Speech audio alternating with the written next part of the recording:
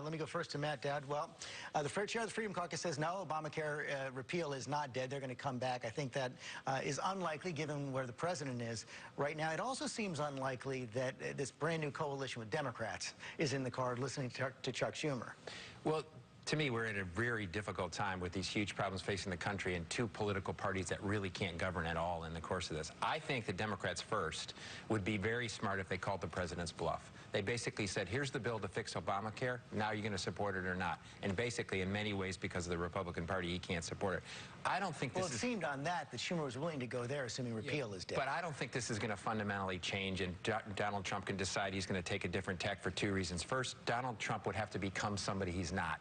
Right? He would have to become somebody that the American public would now support, and the majority of the country doesn't support him. Or become somebody who he was. I mean, he's been all over the map. I mean, at one point, he supported single-payer health. I don't think it's a question of policy. He'd have to become a Democrat for most of his life. He'd have to become a different person. The problem with most of the Democrats now, 90% of the Democrats dislike him and will not support him no matter what he does.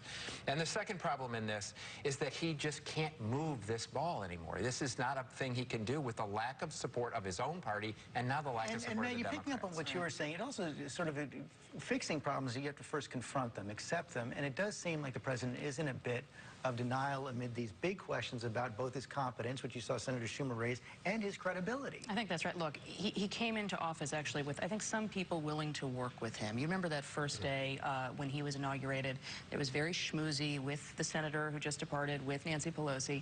That evaporated pretty quickly, both because of his own actions and then because the Democratic base was not in a mood to compromise in any way. The president doesn't quite realize that in politics and really in governing, you can't just wave a wand and everything we said yesterday just goes away, which he's very used to doing. He's used to sort of making his own weather, for lack of a better way of putting it, and he's also used to a consequence-free environment. That's not the case right now. He really is stuck, and everyone I've spoken to in the White House over the last 2 days basically was in wait-and-see mode to see what it's like tomorrow when everybody returns to Washington and what mood Congress is in. Alex, put yourself in the White House. You're in the Oval Office right now. You're there with Steve Bannon, right? Jared Kushner. What would you tell the president to do tomorrow morning? I think the president needs an agenda. He can't wait for a divided Republican Party in the House, in the Senate, to provide an agenda. So he's got to write the tax bill. So he's got to put together a tax bill, and it's got to be a tax bill that is the entire party can support. Tax cuts, something that actually produces growth. And it can't be the old language. He has to say, look, either we're going to open this economy for growth or not. We're going to grow Washington's economy, or we're going to grow your economy, your local economy, America's economy. We're going to either open it up, get rid of all these old, outdated regulations that are limiting your life and your opportunity, or we're going to let all this political, artificial Washington deal-making, let that be your future. If he can go there, but that's not who Donald Trump has been. And you know, we just saw it here. The guy who knew the policy couldn't inspire people to support it, Ryan. The guy who could inspire people to support the policy didn't really understand it. That was Donald Trump. The problem for Donald Trump is Donald Trump's success was not driven by any policies. It was driven by personality, and the majority of the country now doesn't like his personality, and Congress now, in his own party, has taken on that personality and beat him. That's his fundamental But it was problem. also deeper on Obamacare. They didn't like that bill. That bill was a huge tax cut for the wealthy. It was going to be paid for by older working-class people, and then people got that by the end.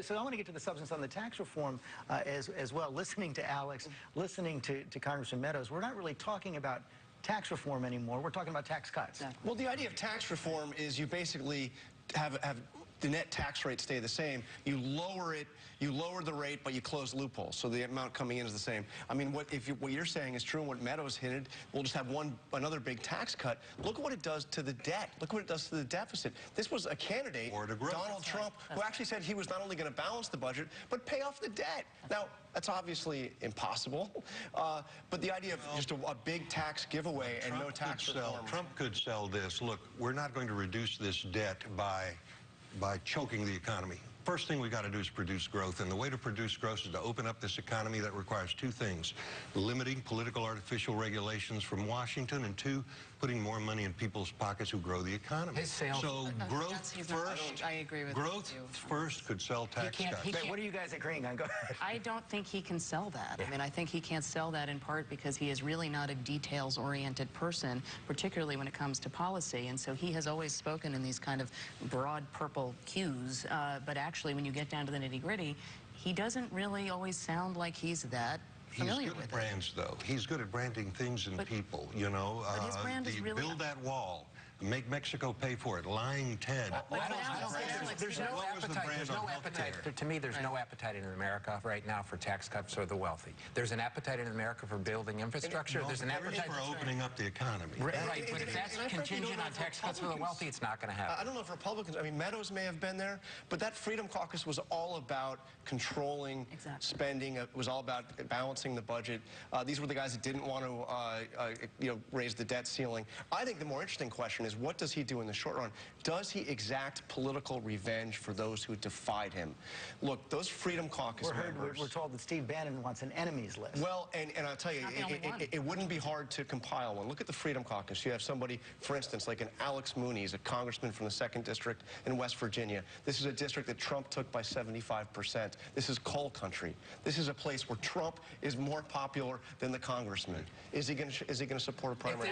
That district is the one that I have heard mentioned most frequently over the last 2 days by Trump advisors, many of whom are still advocating, look, we're not going to go after everybody, but that we should pick a couple of targets. Well, not much, it gets them in the... I agree with you that when we have, they have a Supreme Court nominee who they need to have approved. They have a budget issue coming up in a month where they have major issues ahead of them, but they also are aware that there has to be in their minds, and again, I'm not saying that there's a great answer either way, but in their minds, they have to demonstrate that there is a political price for going against the president. George, if Donald Trump wants to find his #1 enemy, he should buy a mirror. Well, that's going to be the last word today.